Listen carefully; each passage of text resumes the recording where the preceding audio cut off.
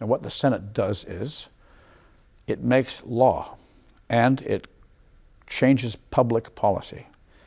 How does it make law? Well, our Constitution says that there are three parts of Parliament. The Crown, represented by the Governor-General, which has a very important role, not in the sense that of a monarchy in the old-fashioned sense, but a very important role as embodying the interests of the nation. That's what the Crown does.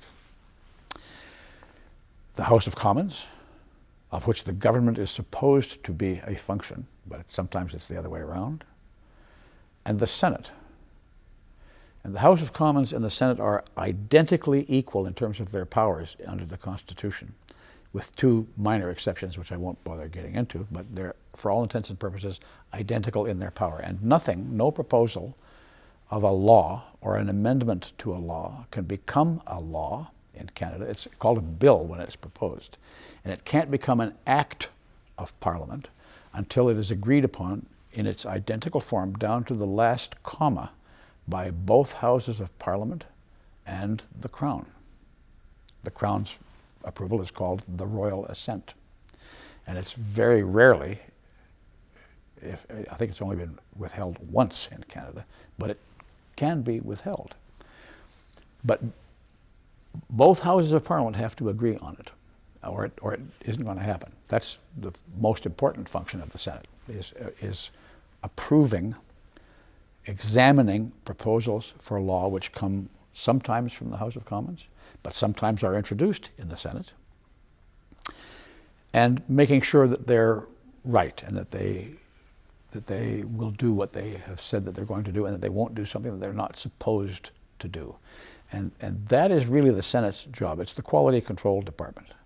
It takes out the nicks and scratches and makes sure that there aren't any unintended consequences and makes sure that things are consistent with the requirements of the Constitution. That's what the Senate does. It also affects public policy greatly by its independent studies, which it takes and publishes. And there are a long, long list of those that are the Bibles of the world. Senator Carstairs' report on palliative care, successive reports on palliative care, are now the Bible of the world. They're how people deal with that question, and to which all countries in the world aspire. Senator Sparrow's report on soil erosion, called Soil at Risk, is the Bible of the world. And I could go on and on and on. The Kirby report on mental health, that's what we're doing now. It came from the Senate, et cetera, et cetera, et cetera. There are many, many examples of that. Accountability. The senators are accountable not by election, but they are accountable to the people. They're accountable to the country, not in the sense that they can be removed. You can't get rid of me until my 75th birthday. And it is that independence from political consideration which allows the Senate to do what it does, which is sometimes to say to the government, you can't do this. It's not right to do this. It is inadvisable to do this. The Senate will very rarely defeat government legislation that has been approved by the House of Commons. But it does sometimes, from time to time. Most often what it does is fix it. And the first year that I got to the Senate, while I was sitting there watching, learning what goes on, the Senate made 83 amendments to government bills that had come from the House of Commons. 83. And that they must then be sent back to the House of Commons because they have to agree or it doesn't become law. The House of Commons agreed with 82 of them, and they then became law.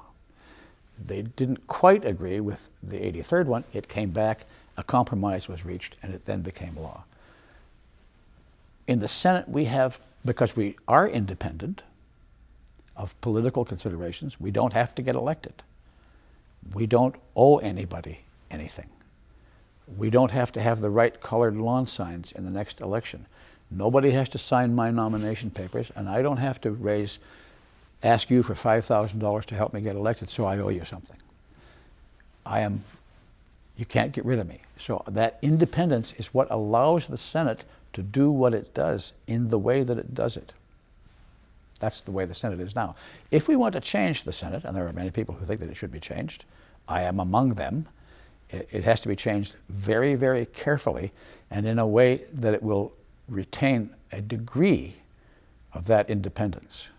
Because if the Senate ceases to be independent of political considerations, it becomes a mirror, for all intents and purposes, of the House of Commons, then we should abolish it. And we would be the only country in the world of any standing, with the exception of a couple of unitary states, that didn't have a bicameral parliament or a bicameral legislature of some kind. Some countries have tried, they found that it doesn't work, and they changed their constitution. If we are going to change the Senate, we have to change it by constitutional amendment, because nothing else will be bound by the law.